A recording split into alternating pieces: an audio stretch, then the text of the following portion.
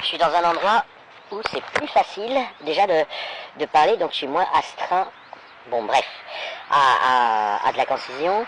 Par contre il y a du vent, je suis dans les bois, donc voilà. Je suis tout seul mais il y a du vent. J'apporte un complément pour, bon je pense que ce que je vais dire peut être deviné à l'écoute de la vidéo précédente, mais je voudrais essayer d'expliquer quelques points de science, je parle de sciences physiques et de maths, voilà, la cogitation générale hein, de l'humanité et de leur production scientifique, en complément de ce que j'ai dit avant, face à des propositions qui ne sont pas recevables. Alors ça ne veut pas dire qu'elles sont fausses, ça veut dire qu'on va jamais perdre de temps à écouter des candidatures à qui on va faire un procès d'intention, de mon point de vue à juste titre d'ailleurs, pour gagner du temps, parce que le temps n'est pas forcément extensible et la place non plus. Donc, je voudrais compléter ce point. On les a entendus, on les a écoutés durant des siècles et des siècles. Ce ne sont pas des gens qu'on va rejeter, ce ne sont pas des candidatures de théorie qu'on va rejeter aujourd'hui avec un air, de le faire d'un revers de la main avec un immense mépris et un air condescendant. Bien entendu, on prend cet air, on prend ses postures. Voilà, si quelqu'un arrive avec un Coran dans un bâtiment de l'INSERM ou du CNRS, on va lui dire reste à la porte, va voir la secrétaire, elle va t'expliquer comment sortir de la zone. C'est purement pratique. On n'en veut pas aux gens qui défendent des positions diverses et variées, puisque la liberté d'expression est évidemment totale en sciences, c'est vital. Mais quand vous avez déjà largement balayé, écouté de force, beaucoup plus que vous n'auriez dû dans le passé, parce que c'est un collectif, le progrès scientifique, tout un tas de gens, vous dites c'est bon, soit ta proposition est nouvelle, il y a une surprise, soit on a déjà étudié ton dossier. Vous voyez, c'est comme les gens qui envoient des candidatures. Une première fois, on rejette, une deuxième fois, on rejette, une millième fois, au bout d'un moment, ils vont dire « Ah oui, vous avez des préjugés, vous voulez pas étudier mon dossier, mais on l'a déjà étudié. » Le dossier islam, le dossier catho, le dossier religieux, le dossier mythe et légende, le dossier narratif, il a déjà été étudié. Il n'a pas été seulement rejeté en raison de sa puérilité. Ça, c'est à l'arrivée. C'est parce que je fais une vidéo de 10 minutes ou de 20 minutes ou 30 minutes aujourd'hui. Mais ça, sous toutes les coutures, toutes les hypothèses ont été envisagées. En plus, de par la dictature religieuse qu'il y avait dans nos contrées à l'époque, puisque c'était le christianisme qui commandait et qui séquestrait, enfin qui faisait régner la terreur je sais pas moi, allez, on va dire des années 300 jusqu'aux années 1800, la plupart, quand les gens ils avaient besoin de réfléchir, les cadres, c'était des cathos. C'était des noms du catholicisme, c'était des curés. Pendant que les gens travaillaient dans les champs, des curés se payaient le luxe de faire semblant de faire de la science. Ils n'en faisaient qu'un petit peu, ils faisaient de la géométrie inoffensive. Mais surtout, ils ne s'aventuraient pas à remettre en cause les idées, le dogme catholique ou chrétien. Par ailleurs, même les gens qui avaient compris depuis belle lurette que c'était que de la merde, tous ces narratifs religieux, pardon, hein, c'est pour aller plus vite que je dis ça, quand ils écrivaient des bouquins, ils s'arrangeaient pour être diplomates. Sinon on les attrapait, ils étaient attachés et brûlés vifs. Hein, donc Descartes, il ne va pas arriver en disant le christianisme c'est de la merde et ça raconte n'importe quoi. Évidemment qu'il va être diplomate, idem pour Voltaire, idem pour Spinoza. Spinoza a été audacieux d'ailleurs, il aurait pu lui arriver des bricoles. Bon, il y en a, de toute façon, ils n'y ont pas échappé. Et bien qu'il faisait semblant d'être quand même un peu chrétien, Giordano Bruno a été brûlé vif. Je veux dire, quand vous avez des gens qui vous brûlent vif, le suivant, il y réfléchit à 2 fois. Et Galilée a été un peu moins torturé, mais il a quand même pris cher. Donc, voilà, on n'est pas face à des personnes dont les propositions sont non connues et mériteraient investigation. On est au contraire sur des retours de lobby très très en embuscade, très très dangereux, et il a fallu, pour vous dire, ils avaient une telle place de pouvoir, les lobbies religieux, je mets l'islam et le christianisme dans le même mouchoir, parce que là, c'est un processus méthodologique que je commente, les nuances sont pas très importantes, hein, même si évidemment aujourd'hui, si on était forcé de choisir, on prendrait le christianisme, c'est quand même un peu moins violent, mais je les mets dans le même sac, hein. Tous ces gens avaient le pouvoir, et quand la science a rejeté ce qu'ils ont dit, les scientifiques, c'est des gens peureux, dans des bureaux qui réfléchissent toute la journée, ou pas, hein, d'ailleurs, dans des bureaux ou pas, je veux dire, ils étaient payés ou pas, c'est une passion, c'est une vocation, enfin bref. S'il y avait eu la moindre chance que les religions aient raison, eh ben, elles seraient aujourd'hui en position de force. C'est pas des brimés, c'est pas des gens victimes d'injustice, c'est pas des minorités. Aujourd'hui, elles apparaissent comme telles, des minorités méprisées et qui font rire tout le monde. Mais en fait, il y a tout un passé qui montre que tout ce qu'on a pu retenir de la transmission religieuse, on a essayé de le retenir, sauf quand c'était franchement tellement débile qu'il n'y avait rien à sauver. C'est ça la position. Et pendant des siècles, ces positions de force du religieux, elles n'avaient aucune concurrence, et c'était la terreur. Et je vais prendre un exemple, la dernière correction hein, la relativité restreinte d'Einstein en l'occurrence, la dernière correction d'un biais religieux, c'est ça. C'est le fait que la notion de temps absolu n'existe pas. Cette notion de temps absolu, c'est une cicatrice dans l'aventure physique, maths et physique, parce que elle n'aurait jamais eu la moindre chance de continuer d'exister. C'est-à-dire que si la relativité restreinte est arrivée en 1905 et non pas en l'an 800 ou 900 ou 1000, c'est à cause de la dictature religieuse. Okay, parce qu'elle a voulu absolument, elle a façonné les mentalités et les scientifiques ont accepté de se façonner comme ça avec un temps absolu. Parce que de toute façon, ça, par exemple, la renonciation à un temps absolu scientifique est une disqualification immédiate et définitive de tout discours religieux connu à l'heure actuelle, de ce qu'on pignon sur etc., etc. Voilà, ça c'est le premier point. Le deuxième point, c'est que quand vous apportez une théorie, qu'on la connaît déjà, mais qu'on pourrait éventuellement nous se tromper pour vous offrir un siège et des petits gâteaux et un verre, un thé ou un café pour vous s'asseoir à la table du conseil des cogitateurs, des scientifiques, de ce que vous voulez, je fais des images, hein. Il faut comprendre qu'on va, un scientifique qui ne rejette aucune hypothèse, et il n'est jamais sûr d'absolument rien. Voilà. On affecte des vraisemblabilités, voilà, tel truc est vraisemblable, tel truc a été testé 1 milliard de fois, il a résisté, on a un peu, vous voyez, pour 1 milliard de tests, de crash tests, on accorde un peu de confiance à la nature et on dit qu'elle va continuer d'appliquer telle loi qu'on a identifiée, puisque tous les crash tests ont montré que la nature appliquait cette loi. Je parle de l'aspect expérimental dans les sciences, hein, qui ne fait pas partie de la science justement, enfin qui en fait partie en termes d'activité, mais qui n'est pas valideur. Vous avez tout un tas de trucs comme ça dans les sciences qui ne sont pas des notions scientifiques. C'est le caractère expérimental de la science, c'est la production d'axiomes et de postulats. Donc c'est en position négative logique. Hein. Donc ceux qui ne connaissent pas cette notion, vous pouvez googler occurrence négative et occurrence positive dans un énoncé, dans une forme, dans une proposition logique, et je pense que Google vous redirigera et vous fera voilà, un petit exposé. Les axiomes, les postulats, ils sont en position négative, c'est-à-dire qu'ils sont faux. En gros, ils sont dès le départ admis comme étant ce qui peut être faux dans ce qu'on va faire. Okay. Et qui va donc devoir être mis à l'épreuve. La démarche scientifique, c'est pas du tout une démarche de croyance en les postulats, c'est l'inverse. C'est-à-dire, c'est ce qui résiste aux attaques. Et donc, on va investir de l'énergie humaine, de l'argent, dans construire des théories qui les supposent, en anglais ça se dit to assume, hein, supposer, qui les supposent, donc vous voyez, to assume, c'est en français, quand vous entendez le mot assumer, c'est un faux ami, mais c'est pas par hasard. On va attaquer les postulats et on va construire une stratégie d'attaque des postulats. C'est-à-dire c'est tout totalement inversé par rapport à la religion. Le postulat, non seulement il n'est pas sacré, mais il est même absolument prioritaire de le cribler de balles de mitraillettes et de tout ce qu'on peut pour voir s'il reste bien solide.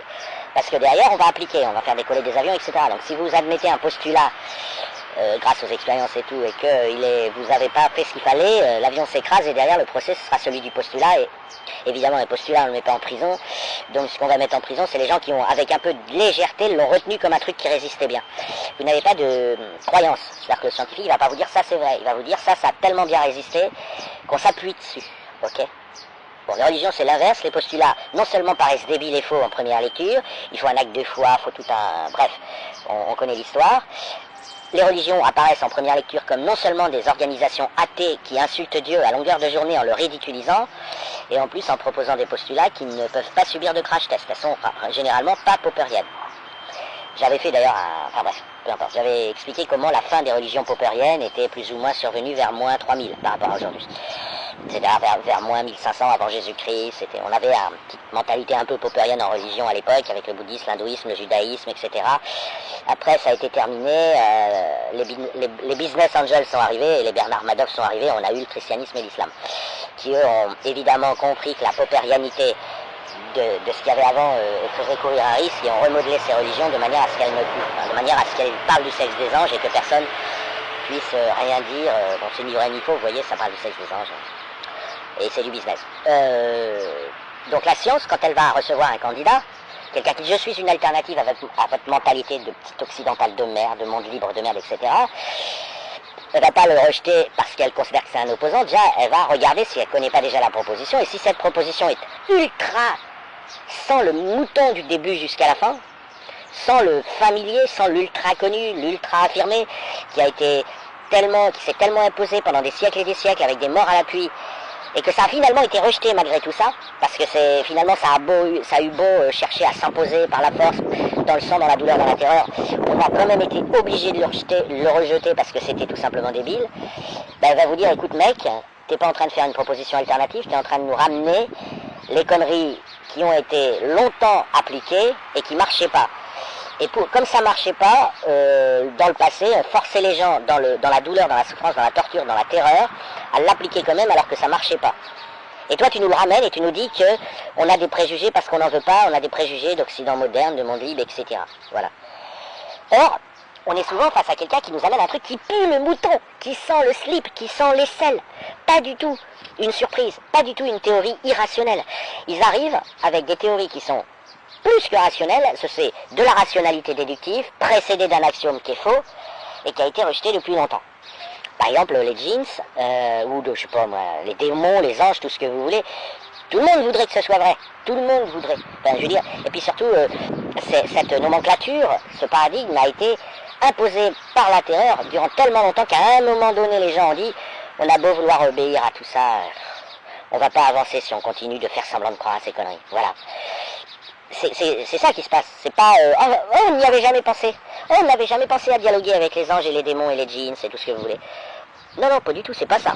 Ah non, mais ça fait... vous en avez parlé pendant des siècles, vous avez tué des millions de personnes pour les forcer à croire à ça, alors que quand ils le faisaient, ça les emmenait dans des impasses et ça leur faisait faire des grosses erreurs, avec une médecine loufoque, hein, ça marchait pas, quoi. Ça avait des conséquences graves, mais on respectait pas le principe du crash test, c'est-à-dire le principe de Popper. Quand visiblement ton postulat il marche pas, continue pas de l'appliquer. Ok.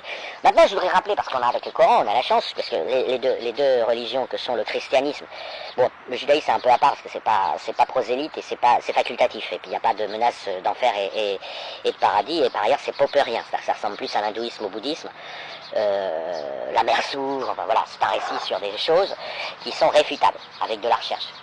Mais on s'en fout en fait, c'est pas très important. Je vais reprendre le judaïsme et le christianisme, ils n'ont pas de texte, ok, contrairement à l'islam. Alors, ils ont bien des textes, vous allez lire les évangiles, la Torah, oui, mais ces textes, ça ne fait pas partie du dogme chrétien, ni du dogme du monde du judaïsme, de dire que ce sont des paroles d'Allah, ou de Dieu, ou de l'entité qui a tout créé, à la virgule près. Ce sont des suites de caractères qu'il faut étudier et qui seraient un mystère à décrypter, ok. En tout cas, c'est le statut officiel de la Torah. Donc, là, par exemple, ce que dit la Torah n'est pas du tout important sur le plan littéral, puisque sinon Dieu se reposerait, vu que la Torah, elle commence par Dieu s'est reposé le 7e jour. Donc, bon, évidemment, la position, et puis en plus, c'est écrit à la 3e personne.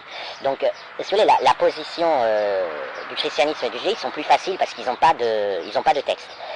C'est un fichier binaire aux apparences de fichier texte, mais qu'il faut traiter comme un fichier binaire et décrypter, décoder, en comptant les rangs des lettres, enfin bref, peu importe. Et l'autre, les évangiles, c'est 4 dépliants publicitaires racontant l'histoire d'un petit magicien qui invite tout le monde à aller à Woodstock et à vivre d'amour et d'eau fraîche. Donc voilà, 4 évangiles, ça mange pas de pain. Et surtout, c'est écrit par des êtres humains officiellement, c'est-à-dire que Marc, c'est pas Dieu. Voilà, Luc non plus, Matthieu non plus, Jean non plus. D'accord ?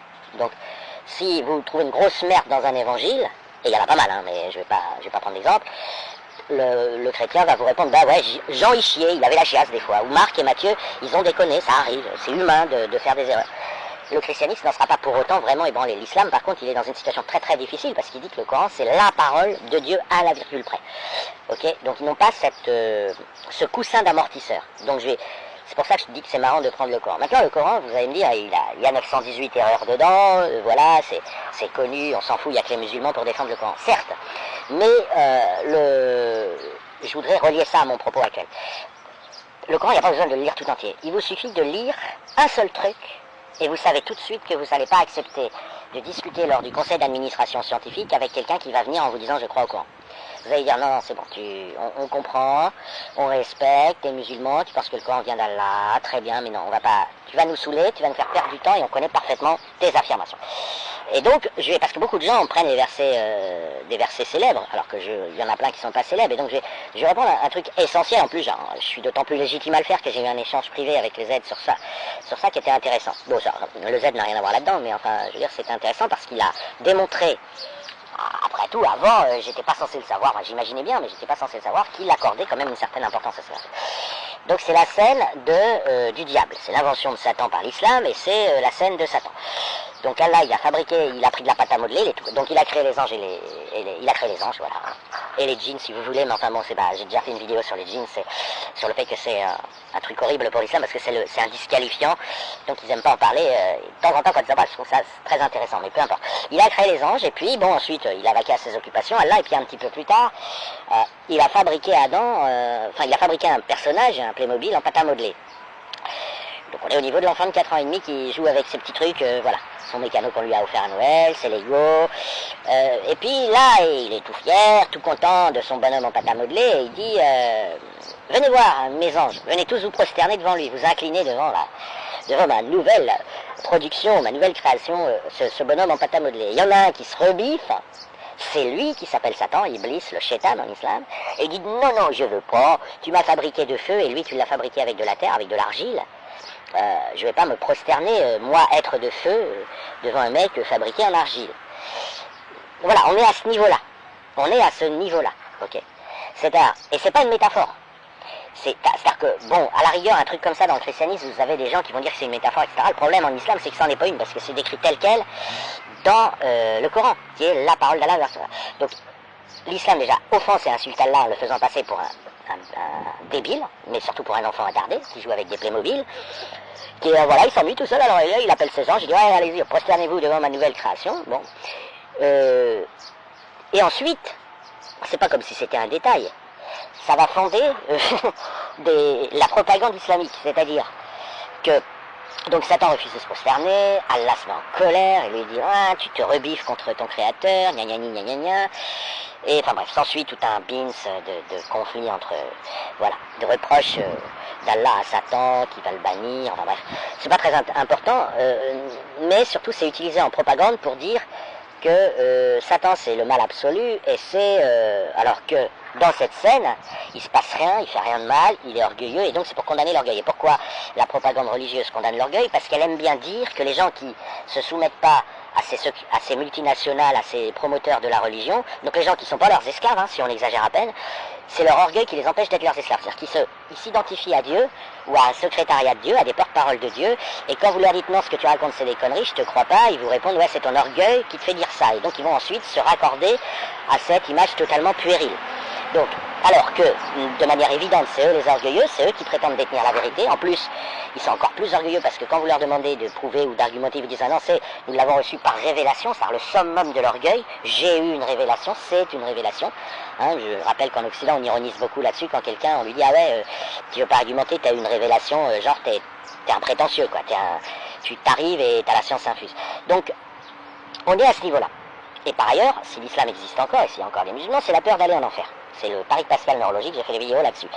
Et vous avez des gens qui vont dire bonjour, on voudrait discuter, participer à vos cogitations sur des phénomènes inexpliqués, sur les soucoupes volantes, sur le surnaturel, sur tout ce que vous voulez, hein, sur les expériences de mort imminente, les NDE, on voudrait discuter. Mais on sait très bien que vous venez pour nous caser un peu de pollution islamique dans nos échanges. Vous voyez, on sait très bien que pour vous, Satan, il a refusé de se prosterner. Satan, le mal absolu, c'est le mal absolu parce qu'il a refusé de se prosterner devant un bonhomme à pâte à modeler parce que son maître lui a dit vas-y fais-le et lui il a dit non je refuse. Admettons que vous ayez raison, bah tant pis pour nous. Mais vous ne pouvez pas nous reprocher vous pouvez pas nous dire vous ne connaissez pas l'islam. Non seulement on le connaît, bon déjà moi par exemple je pouvais réciter le Coran par cœur, même si je me trompe dans l'interprétation, je veux dire quand vous croisez quelqu'un qui connaît le Coran par cœur, verset par verset, même avec les numéros il y a 1 an et demi, 2 ans, vous pouvez pas lui reprocher de ne pas connaître le Coran par cœur. Enfin, je veux dire, vous pouvez pas dire il a pas fait quelque chose. Il peut se tromper, mais moi par exemple j'ai fait quelque chose. D'ailleurs j'ai été victime du pari pascal neurologique, ce qui m'a permis de comprendre le traumatisme que subit le musulman. Bon, même si en tant que scientifique je peux le gérer, puisque moi j'envisage que toutes les hypothèses, et pas seulement les hypothèses rationnelles, l'invention humaine, etc., mais y compris même à supposer que l'islam soit surnaturel, j'envisage que ce soit un piège de Satan et que ce soit les musulmans qui seront en enfer. Donc évidemment, je ne suis plus victime du pari pascal, puisque si demain je me convertis, c'est exactement comme un musulman qui sort de l'islam, c'est-à-dire, je me dis, si ça se trouve, surtout qu'il y a plein de dog whistle dans le Coran, il y en a vraiment beaucoup plus que dans le sens inverse. De mon point de vue, il y a quand même énormément d'indices qui disent que c'est à supposer que ce soit surnaturel, mais j'arrive à me mettre dans la peau c'est un piège de Satan. ok. Et puis bon, on le voit tous les jours à la surface de la planète. Hein. Ça semble être la plus grande réussite de Satan. Donc, et puis elle a l'air éclatante, d'arriver à inverser, en un seul mot, inverser complètement la peur et finalement faire plein de dingueries à tout un grand nombre de gens en leur disant c'est Dieu qui leur donne. Mais passons, c'est pas mon sujet. Mais bref, on voit très bien que la personne qui va venir pour défendre un paradigme islamique, in fine, elle a son habit de musulman qui pense que Satan a refusé de se prosterner devant Adam, pardon. C'est pas comme si on n'était pas au courant. Quelqu'un qui vient pour essayer de défendre ses ancêtres qui étaient musulmans, qui voyaient de la possession et recommandaient de l'exorcisme, là où peut-être c'était de la schizophrénie, peut-être un phénomène inexpliqué, ce qu'on sait très bien, c'est qu'à travers la notion d'exorcisme, il va connecter ça à son islam. Vous voyez? Là, encore une fois, c'est pas parce qu'on préfère des paradigmes de type schizophrénie, ça sent bon les neurones, ça sent bon le cerveau matériel, c'est pas ça du tout le problème. C'est qu'on va encore moins, et ça sent encore plus le mouton, le familier, le terrestre, d'avoir quelqu'un qui vous dit c'est un démon qui possède cette personne. Le démon est une notion encore plus athée, et plus terrestre, et plus bête que la schizophrénie et le paradigme normal. Ce n'est pas moins matériel, ça l'est plus. C'est ça qu'il faut comprendre. Et les gens qui disent ouais, vous prenez des airs méprisants quand nos ancêtres musulmans parlaient de démons et de possession et d'exorcisme. Mais parce que quand vos ancêtres faisaient ça, ils étaient non pas dans une proposition intéressante et pesée, ils étaient encore plus matérialistes athées, même si dans les apparences ça a l'air de ressembler à du non-matérialiste, c'est parfaitement matérialiste. Les histoires de démons, de Satan qui se prosterne pas, etc., c'est du matérialisme athée. C'est des légendes, d'accord, mais le narratif de type légende ne doit pas faire oublier le profil matérialiste athée, concret, béni oui, un peu débile léger, de ces propositions. Elles ne sont pas rejetées parce qu'elles sont surnaturelles, elles sont rejetées parce qu'elles sont plus que naturelles. Elles sont rejetées parce qu'elles sentent le slip kangourou, porté longtemps par votre grand-père, ok? Donc ne venez pas nous parler d'extraterrestres et d'explications à des événements surnaturels en nous disant je vous ai amené une boîte, vous l'ouvrez, vous sortez le slip kangourou de votre grand-père avec des traces marron. Ok, parce qu'il était un peu incontinent.